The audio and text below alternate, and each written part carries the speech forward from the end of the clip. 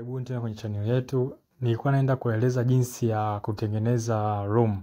Kwa maana kama ukikuwa hujui jinsi ya kuingia multiplayer mode kucheza online na watu wengine kwenye game la Basmati Indonesia version zote 3.7 na 4.2. 4.2. Kwa hiyo hizi ndio steps ambazo inabidi ujue. Cha kwanza inabidi uhakikishe kwamba RP zako zinaanzia kuanzia RP 40 na kuendelea. Kama hapo unavyoona unajua RP zangu ni kuanzia 200, ni RP zangu zimezidi 40, kwa maana yake mimi naweza nikacheza multiplayer. Baada ya hapo tutakuja hapo kwenye multiplayer mode, utabonyeza, inakwambia to play multiplayer mode you be required to pay RP 40. Do you agree? Yes, okay. Baada hapo itacheck man kama una qualify kweli kucheza RP mode, multiplayer mode. Baada hapo utakuja Europe. Server ambao mara nyingi huwa tunatumiaga ni Europe. Maana yake Europe ni server ambao connection yake ipo vizuri, stable, na tushazoea kucheza kwenye Europe. Wa Tanzania, wa Kenya, wote tunachezaga Europe. Kwa baada hapo utasubiria itaload hapo.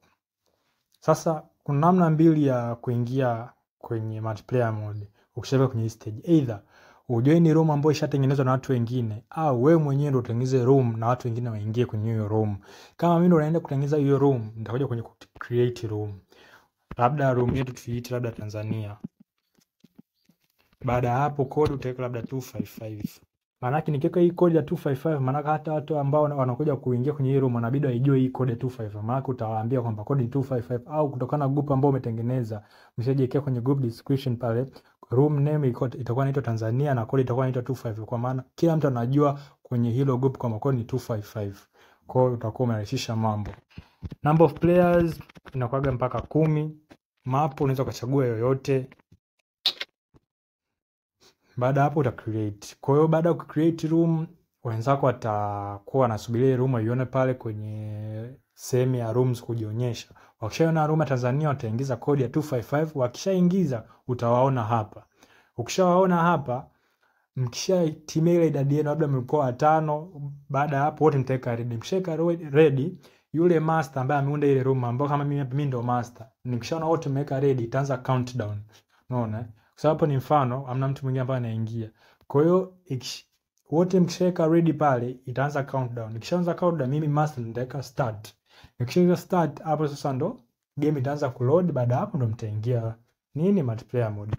Na kama wewe utengenezi, kama kuna room ishatengenezwa, kwa mfano hapa hiyo room inaitwa Creeper. Kama ningekuwa najua code ya Creeper hapa, ningeweka code ya Creeper, ningeingia kwenye hiyo room, kwa maana naingia kwenye room ambayo ishatengenezwa na mtu mwingine. Kwa hiyo kama hivyo.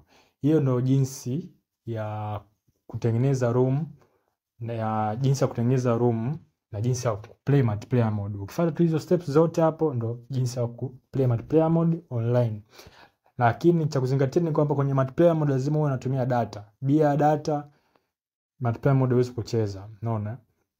Kwa hiyo kama uko na swali jingine labda kuhusu multiplayer mode, kuna sema hapo kuelewa, unaweza kuuliza kwenye comment section hapo. Usisahau kushare, usisahau kumsambazia mwingine ambaye anapata labda shida kwenye hiki kitu, na pia usisahau kulike, kusubscribe, na kama uko na tatizo jingine lolote ambalo kuna kusumbua kwenye ile game ya Basmati Indonesia, usisahau tu hapo kuandika kwenye comments, tutaangalia. Na kama nikiona kuna uhitaji sana kwa hiyo shida, nitatengenezea video, nitawapostia kwa uelewa zaidi. Asanteni.